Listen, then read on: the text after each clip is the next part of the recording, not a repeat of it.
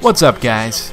Mancake here, and I've got the conclusion to my 2K10 association. I know some of you out there are really confused, but just bear with me. I know we have a ton of new subs that really never got a chance to see this being made, but back in May, I actually created this association with the Nets and imported a draft class that was, at the time, what we thought would be realistic to what ended up being the real draft class that just happened this past summer.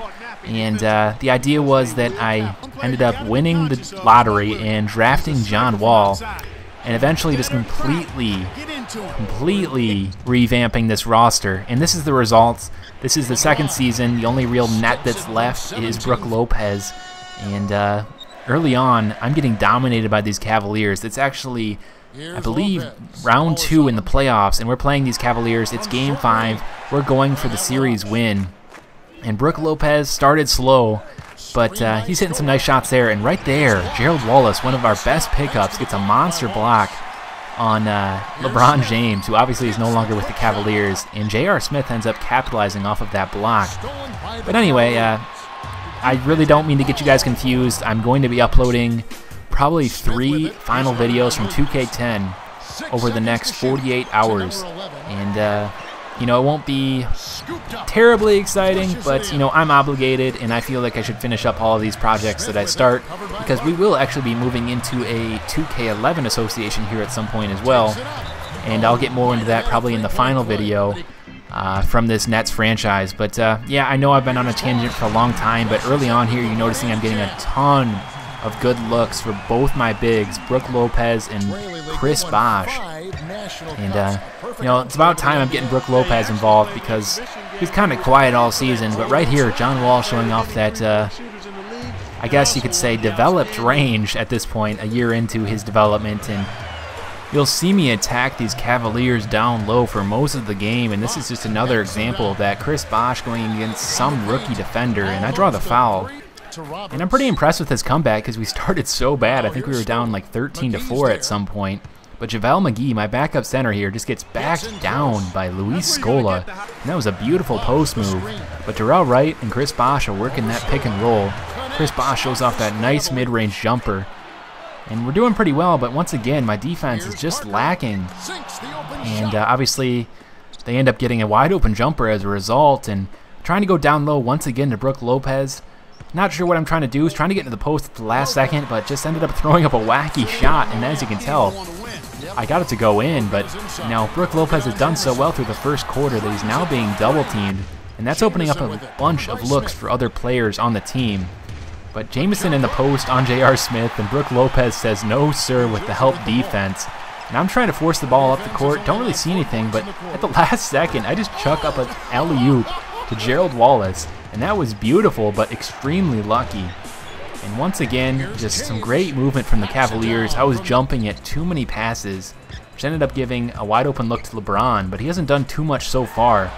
And here's John Wall, a young rookie, getting involved. It's really interesting to play with him now in 2K11 and see that this guy wasn't actually too bad in 2K10 from the draft class that we ended up downloading.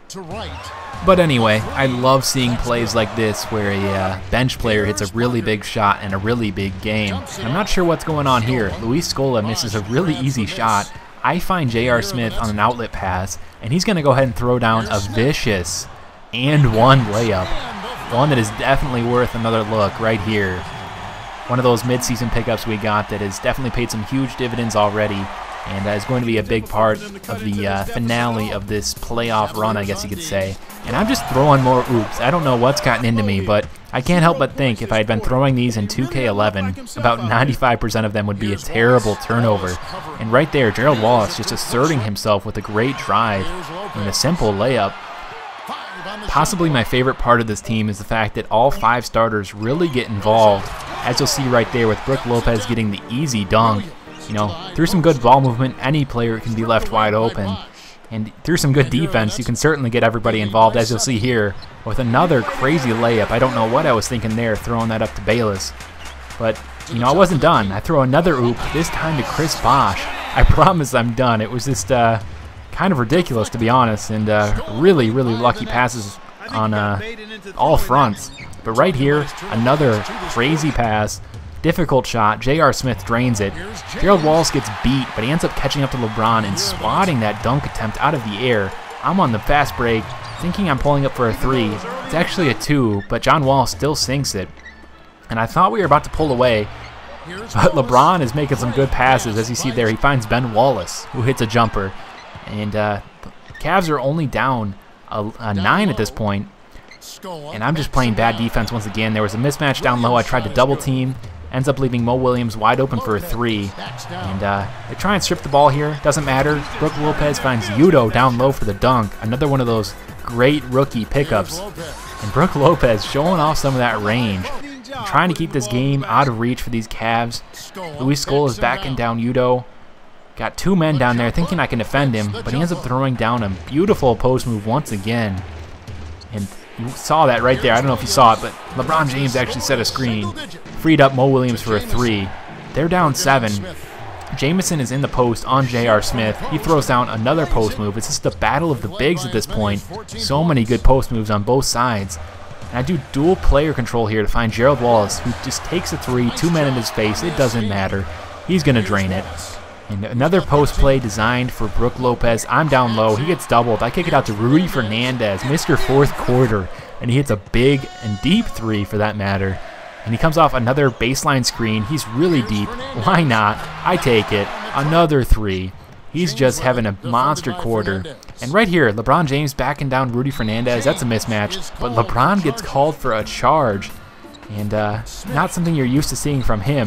But wait, on the very next play, he is charging down the court. J.J. Redick takes another charge. You haven't seen too much from him, but you do see that from him a lot. And that was impressive. Forced 2 straight charges out of LeBron.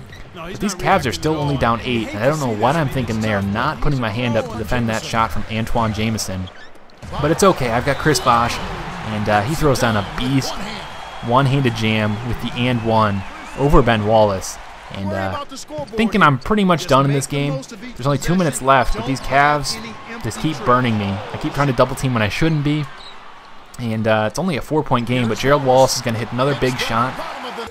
But wait, Gerald Wallace isn't quite done. Time for another clutch shot? I think so. From deep, he hits another 3, and our lead's pretty comfortable. There's only about a minute left. LeBron is driving hard, throwing in the hop step, throws up the layup, but he will miss. And with that, the game and the series is pretty much done. I mean, LeBron gets a really lame dunk here because of some poor defense, but you know, I'm forced to hit a couple last-second free throws with John Wall, and real player free throw percentage actually works out for me, and he hits his free throws, and I think I win 102-98. Pretty much kept LeBron in check the entire series, and with that, I do beat the Cavs and move on to the Eastern Conference Finals. I believe I took them in 5 games right after sweeping the Bulls, so not too bad stats across the board there, really. I mean, everybody contributed. John Wall got his usual 7+ turnovers. But no, there are the actual conferences and where they stand. It's me versus the Magic in the next series, and in the West, it's Houston versus Utah. Utah's already got a 1-game lead in that series. But yeah, that's pretty much it. You can expect 2 more videos within the next 48 hours to wrap this up, guys. Adios.